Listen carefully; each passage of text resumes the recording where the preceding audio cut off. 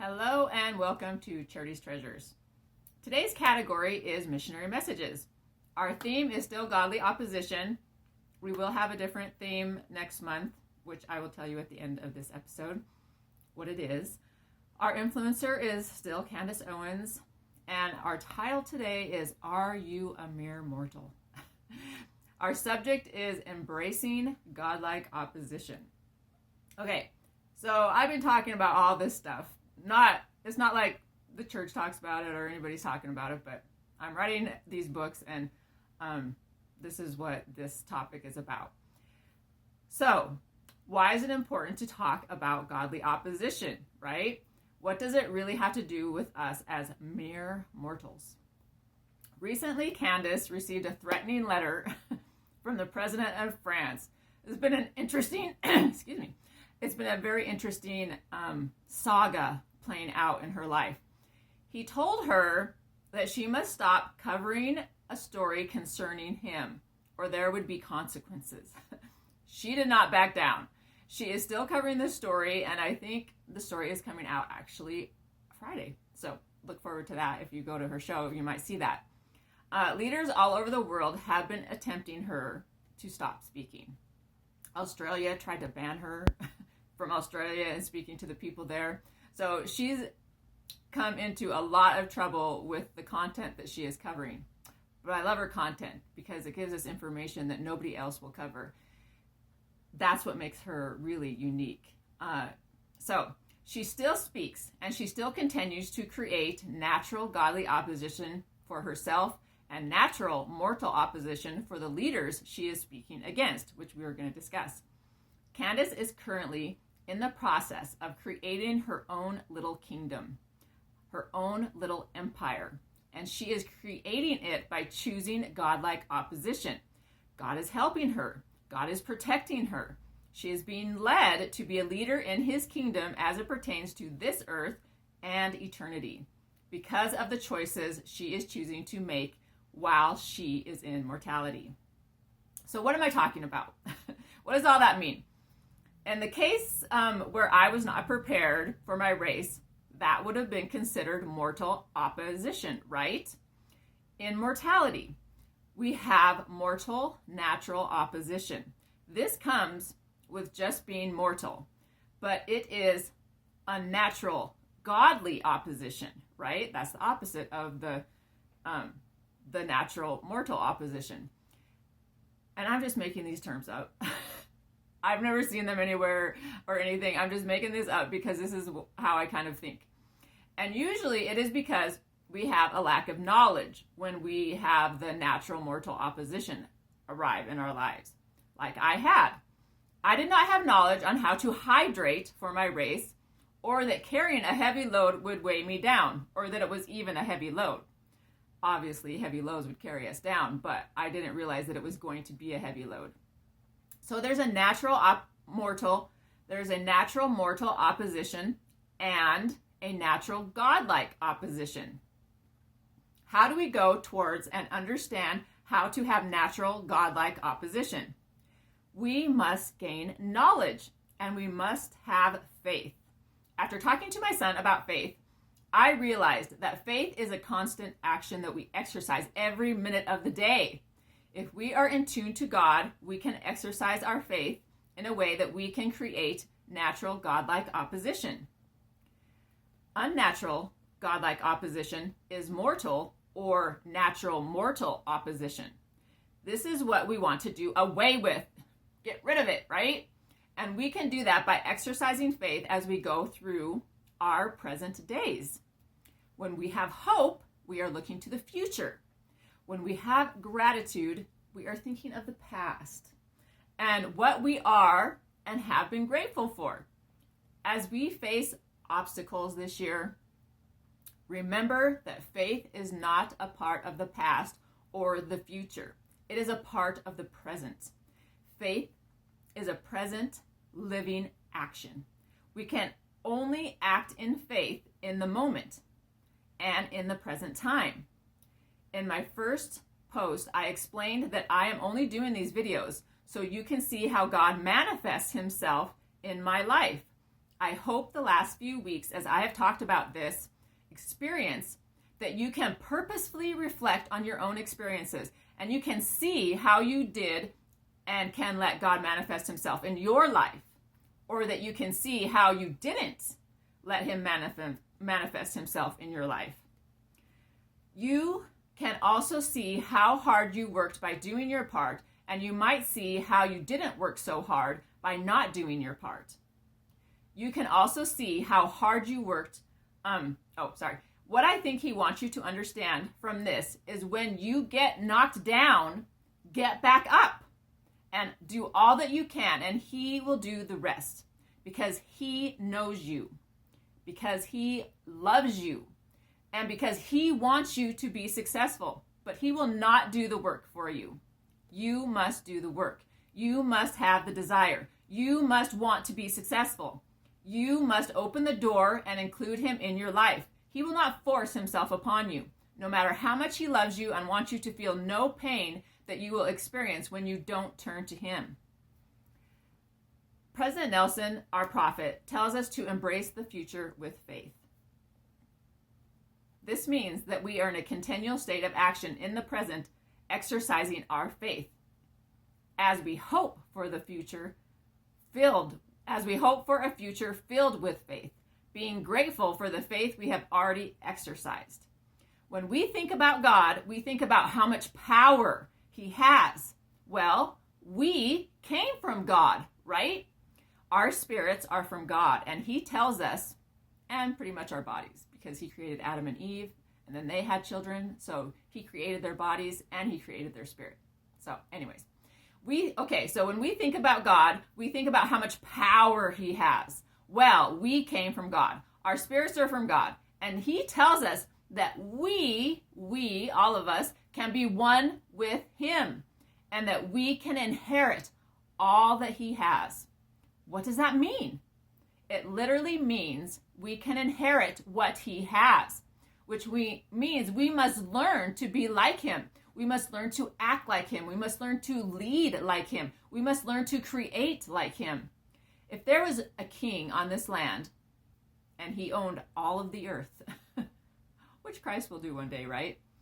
And he owned all the earth and had kingdoms that needed to be led. There's all this land and he can't rule it all by himself, right? So he would assign, naturally, a kingdom to one of his sons, or maybe one of his daughters.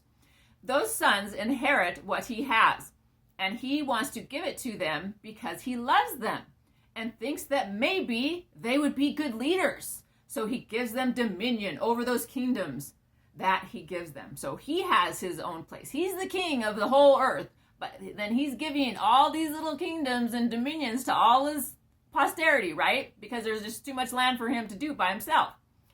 Isn't this the same with God?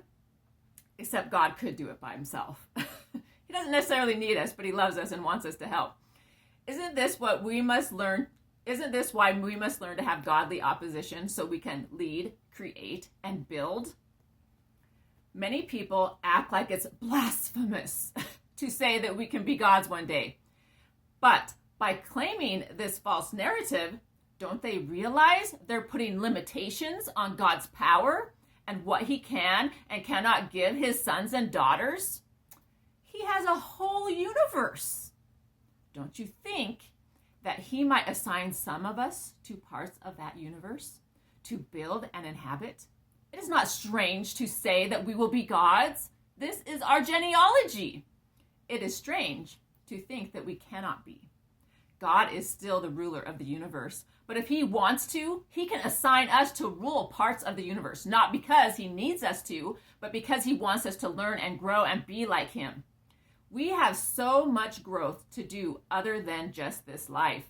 This is what my story is about that I'm writing. We must learn godly opposition because God creates opposition. God creates everything good, and yes, he does. But part of that good is opposition, light and darkness, flowers and weeds, Jesus Christ and Satan. Satan is God's child and was created by God. God created all things good, which means opposition is supposed to be good. Opposition is needed. When we create worlds of our own and God gives us that opportunity and responsibility, we will have to learn to create good opposition, godly opposition, just like he does and has and will continue to do. Oh, sorry, my eye itches.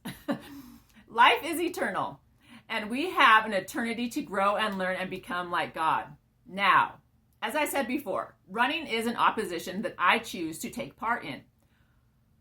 Why do I choose this opposition? Because God knew I needed it. If you heard my story about how I started running, you know that it's not something I wanted to do, but it was something that God told me I wanted. When he told me I wanted this, in the moment, I didn't understand why. I was like, no, I do not want it. You're telling me that I do want it, but I don't. So I was perfectly happy with what I was doing. So what have I learned? And why did God tell me that I do want it when I was telling him I didn't want it? That I was perfectly happy with what I was doing for my health and exercise. What I realized is that I wanted it because God knew that it would be healing for me. I haven't had the easiest life. When I was a kid, life was easy. Since then, it hasn't been so easy. I've had many difficult experiences. The reason running is healing for me is because being out in the air, in the sunshine, fills me with happiness, and it gives me vitamin D, which is really good, right? We need vitamin D. Being around God's creations every day helps me see him in a way that I couldn't see him without being in that environment. Getting fresh air brings me joy and happiness. But most of all, the challenge of doing something very difficult makes me feel strong. And it makes me feel like I can get through anything that is challenging. What I've learned and why God wants me to take this path and why he knew I needed to run was because he knew it would help me overcome the opposition that comes unnaturally in my life. Opposition that's not going to flow easily. He knew that even this injury would give me courage to keep going, even though it was difficult. This injury and trying to do the same things that I normally do, it was so hard this last 4 to 5 weeks. It has been exhausting because you spend 10 times the amount of energy doing the same things that you would otherwise do if you were without an injury, still trying to be as strong as you possibly can be. When God tells you to do something because he knows it will make you happy, listen to him. The journey may take a while and you're going to have to take little steps because anything worth achieving takes a while and it takes many little steps along the way. But once you get there, once you reach that point, you wouldn't want it any other way. God knows who you are. He knows that what your true desires are, even when you don't know what they are. And he will tell you if you're willing to listen. If you're willing to listen, he will show you how to take action. If you take action, you will be happy and you will take on a future opposition that comes your way with strength and confidence. Any future opposition. I know I am strong and I have overcome many difficult things in my life. And I know that all the hard things that will come in the future, I will also overcome.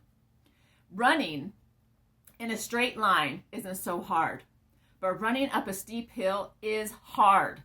I choose to run up steep hills.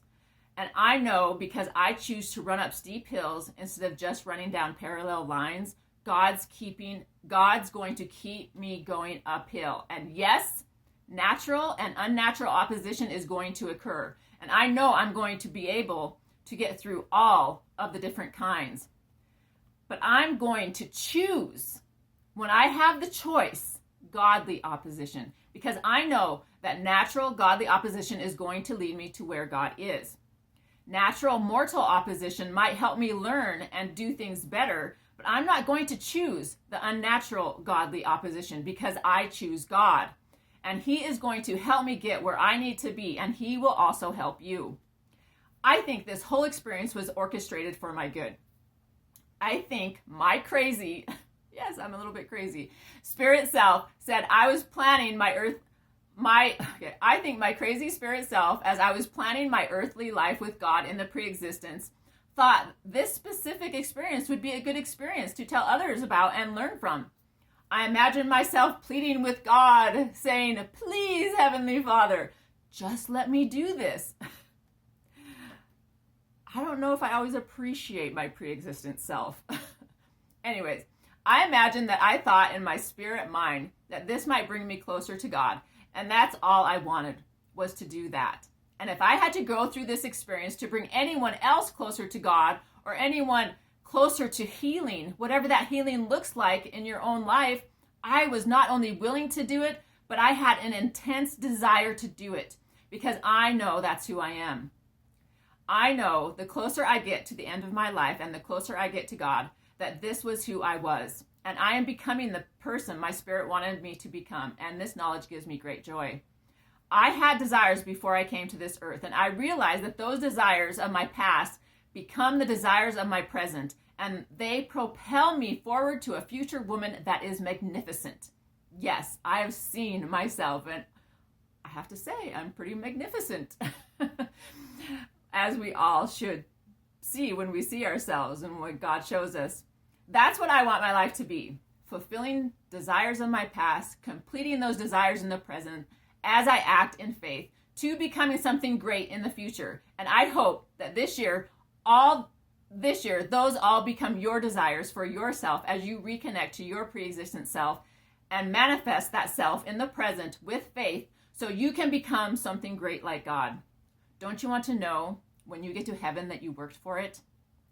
God wants to give us everything he has, but I don't think we would accept it, everything, or be comfortable getting everything that he has if we didn't do the work to get it.